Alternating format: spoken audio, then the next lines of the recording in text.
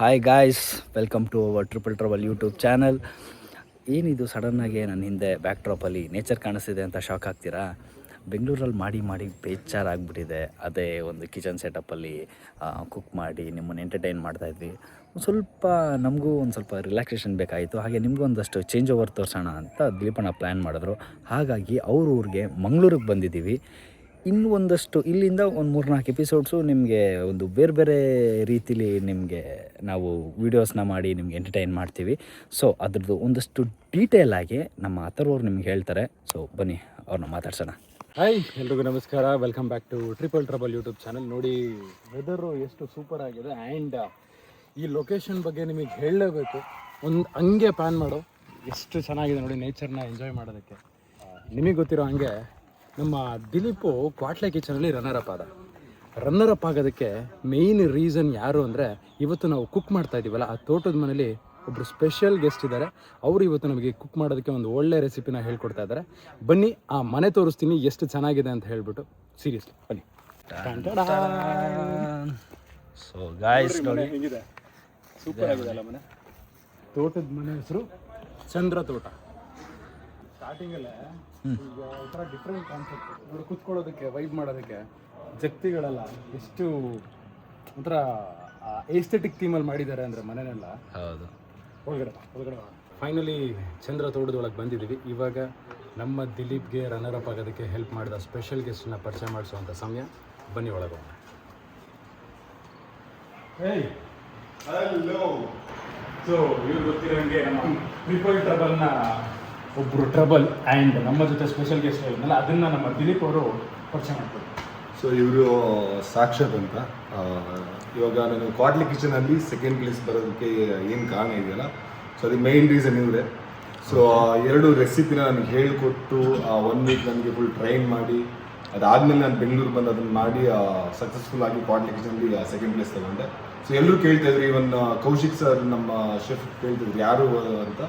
So ಇವರೇ ಅವರು. Very down to earth person and very humble person. Thank you bro.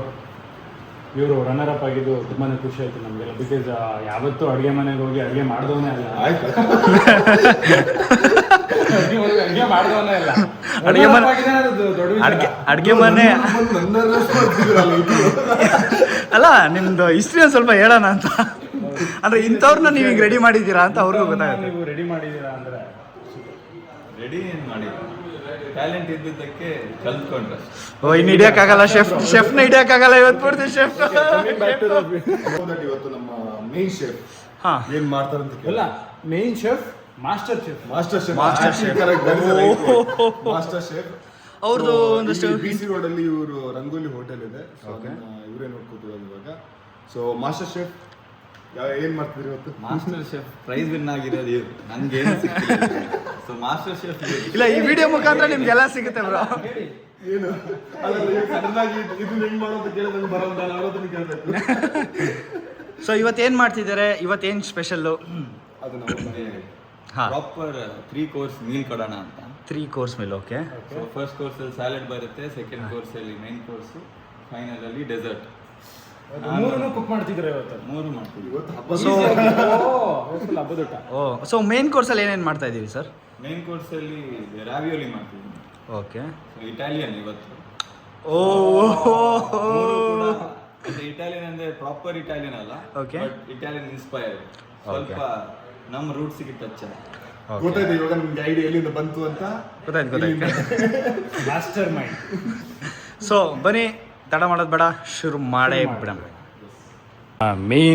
Master chef ನೋಡಿ ಎಷ್ಟು ಚೆನ್ನಾಗಿ ಯೂನಿಫಾರ್ಮಿಟಿ ಮೇಂಟೈನ್ ಮಾಡ್ಕೊಂಡು ಎಷ್ಟು ಪ್ರೊಫೆಷನಲ್ ಆಗಿ.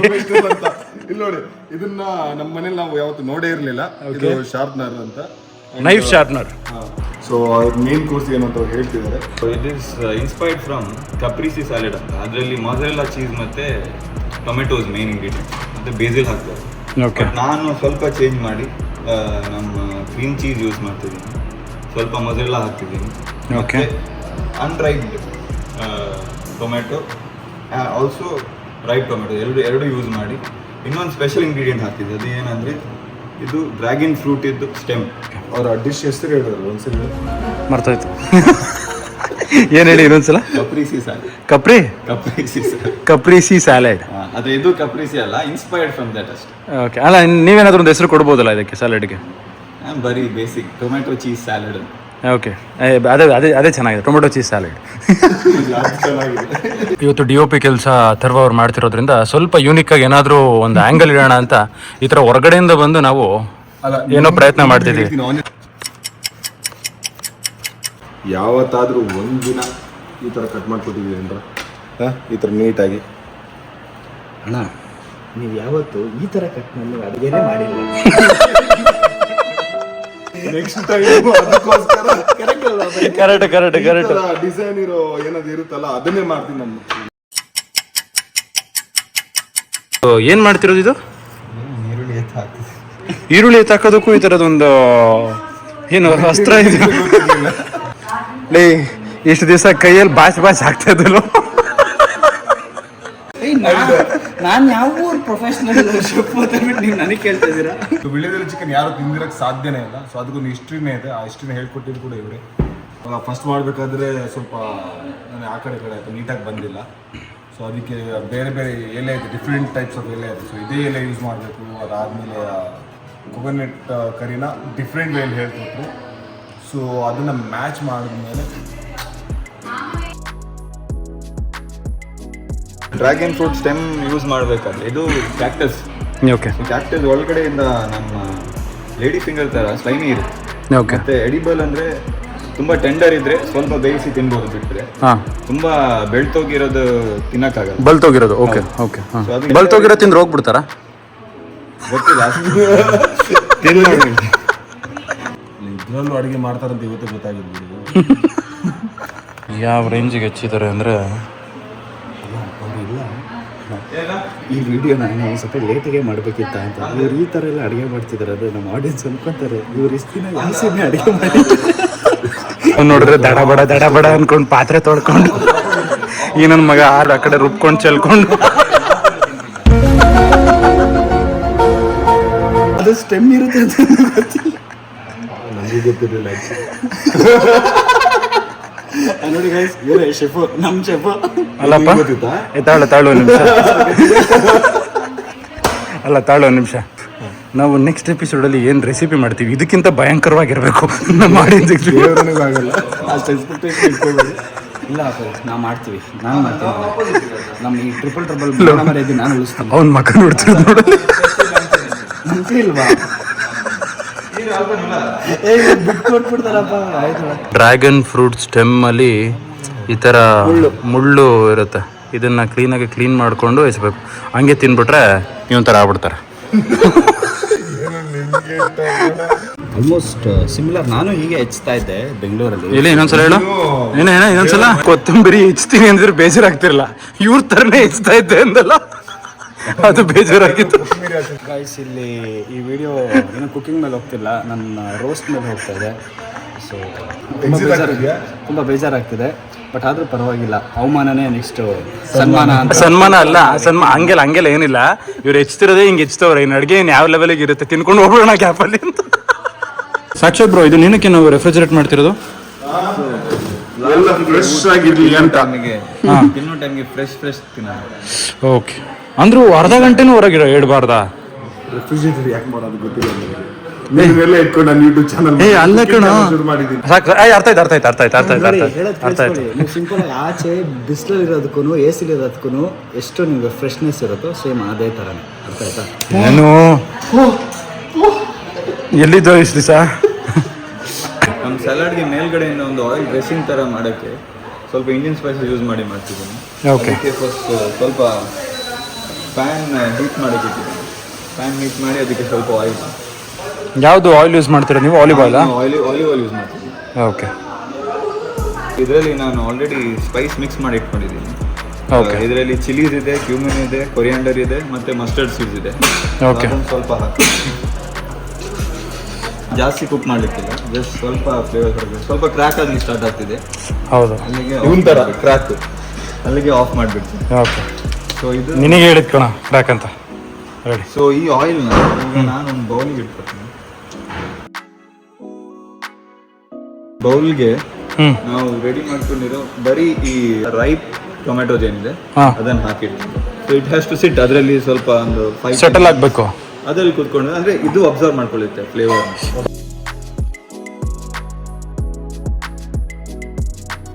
ಟೊಮೆಟೊ ಆ್ಯಂಡ್ ಚೀಸ್ ಸ್ಯಾಲೆಡ್ ಅಂತ ಹೇಳಿದೆ. ಸೊ ಚೀಸ್ ಬೇಸ್ ಮಾಡಿ, ಸೊ ಚೀಸ್ಗೆ ನಾನು ಮಾಸ್ಕಪಾನ್ ಚೀಸ್ ಯೂಸ್ ಮಾಡ್ತಿದ್ದೀನಿ. ಮಾಸ್ಕಪಾನ್ ಚೀಸ್ ಜೊತೆ ಮೊದರೆಲ್ಲ ಚೀಸ್ ಮಿಕ್ಸ್ ಮಾಡಿ it will be as a base ನಮ್ಮ ಕೆಳಗಡೆ. ಮೇಲ್ಗಡೆಯಿಂದ ಟೊಮೆಟೊಸ್ ಹಾಕಿ ಮತ್ತು ಆ ಆಯಿಲ್, ಫ್ಲೇವರ್ಡ್ ಆಯಿಲ್ ಏನಿದೆ ಅದನ್ನೇ ಡ್ರಿಸಲ್ ಮಾಡ್ತೀನಿ ಮೇಲೆ. ಸೊ ಅದನ್ನು ತಿನ್ಬೋದು. ಓಕೆ, ಒಂದಿನ ಆದ್ರೂ ನಮ್ಮ ಆಡಿಯನ್ಸಿಗೆ ಈ ರೀತಿ ಡ್ರಿಸಲ್ಲು ಆ್ಯಂಡ್ ಡ್ರೆಸ್ಸಿಂಗು ಈ ಥರ ವರ್ಡನ್ನು ಒಂದ್ಸಲನಾದರೂ ಯೂಸ್ ಮಾಡಿದ್ಯಾ ನೀನು? ಚೀಸ್ ಬೇಸ್ ಮಾಡ್ತಿದ್ದೀವಿ. ಸೊ ಚೀಸ್ಗೆ ನಾನು ಮಾಸ್ಕಪಾನ್ ಚೀಸ್ ಯೂಸ್ ಮಾಡ್ತಿದ್ದೀನಿ. ಗಟ್ಟಿ ಬರುತ್ತೆ ಮಾಸ್ಕಪಾನ್. ಓಕೆ, ಅದನ್ನು ಸ್ವಲ್ಪ ಸ್ಮೂತ್ ಮಾಡೋಕ್ಕೆ ಅಂತ ಫ್ರೆಶ್ ಕ್ರೀಮ್. ಓಕೆ, ಈಗ ನಾರ್ಮಲ್ ಚೀಸ್ ಕ್ಯೂಬ್ಸ್ ಬರುತ್ತಲ್ಲ, ಅದನ್ನ ಯೂಸ್ ಮಾಡೋಕ್ಕಾಗಲ್ವಾ ಇದಕ್ಕೆ?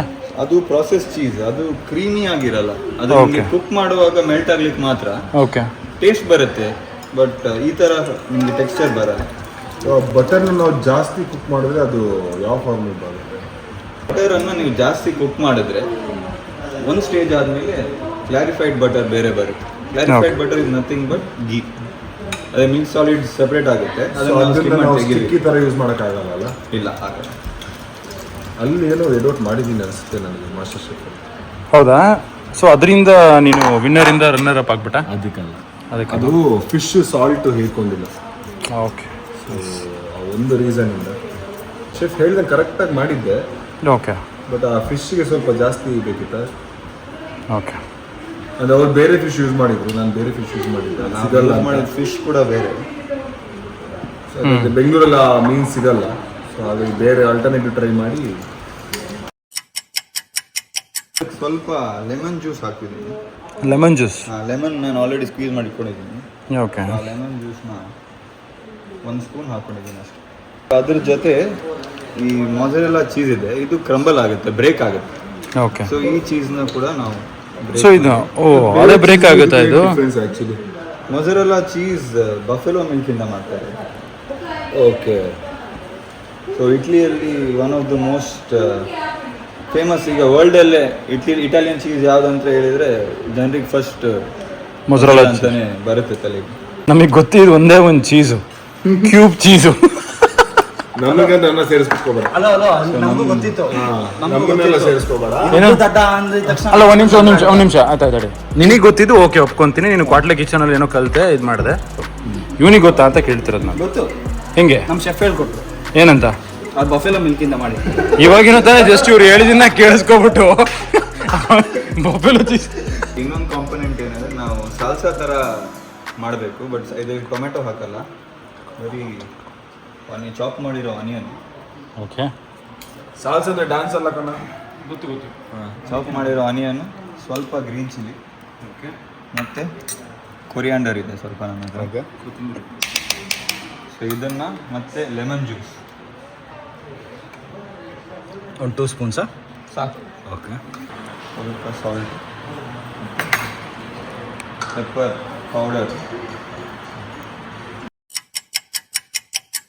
ಒಂದು ಕಾಂಪೊನೆಂಟ್ ರೆಡಿ ಆಯಿತು. ಸೊ ಈಗ ಬೇಸಿಗೆ ಚೀಸ್ ಹಾಕೋಬೇಕು. ಓಕೆ, ಈಗ ನಮ್ಮ ಈ ಟೊಮೆಟೊಸ್ ಏನಿದೆ, ಓಕೆ, ಅದನ್ನು ಒಂದೊಂದಾಗಿ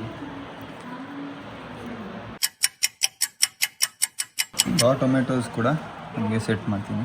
ಓಕೆ, ಫಸ್ಟ್ ರೈಪ್ ಟೊಮೆಟೊಸ್ ಇಟ್ಟು ಆಮೇಲೆ ರಾ ಟೊಮೆಟೊಸ್. ರೈಪ್ ಟೊಮೆಟೊಸ್ನ ಇದ್ರೊಳಗೆ ಆಲಿವ್ ಆಯಿಲು ಮತ್ತು ಇದರಲ್ಲೆಲ್ಲ ಹಾಕಿ ಆಮೇಲೆ ಅದ್ರ ಮೇಲೆ ಅನ್ರೈಪನ್ ಟೊಮೆಟೊಸ್ನ ಇಡಬೇಕು, ಡ್ರೆಸ್ಸಿಂಗ್ ಮಾಡಬೇಕು. ಅದ್ರ ಮೇಲೆ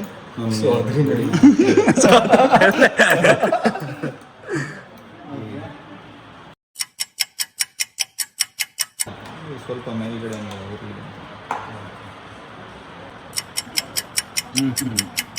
ಫ್ಲೇವರ್ಡ್ ಆಯಿಲ್ ಏನು ರೆಡಿ ಮಾಡಿದ್ದೀವಿ. ಓಕೆ, ಆಯಿಲ್ನ ಸ್ವಲ್ಪ ರೆಡಿ ಮಾಡ್ತೀನಿ. ಸ್ಯಾಲಡ್ ರೆಡಿ ಇದೆ.